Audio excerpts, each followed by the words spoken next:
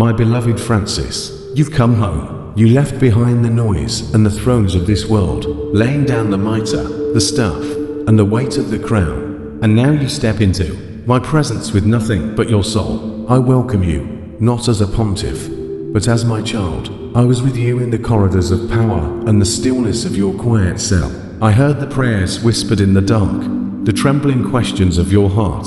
I saw how the world judged you, and how you never lifted a finger to judge in return. When they sought a king, you knelt. When they demanded control, you offered compassion.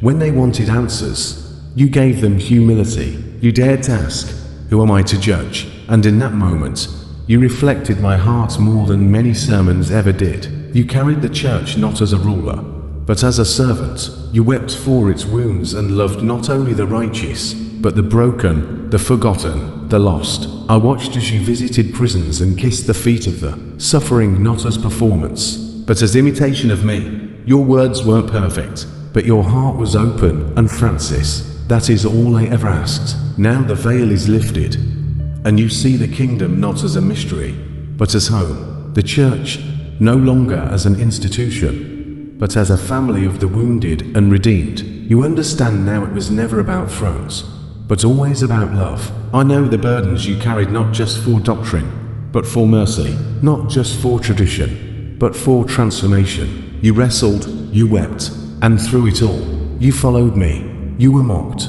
misunderstood, even by your own, but heaven saw you. I saw you. Now rest, my servant. Your time of sowing is over. Now begins your season of joy. The gates are open. The celebration has begun. The saints rejoice. The angels sing, not because a pope has arrived, but because a child of God has come home. Welcome, Francis. You are finally home. If this speaks to your heart, comment on and share it with someone who needs this today.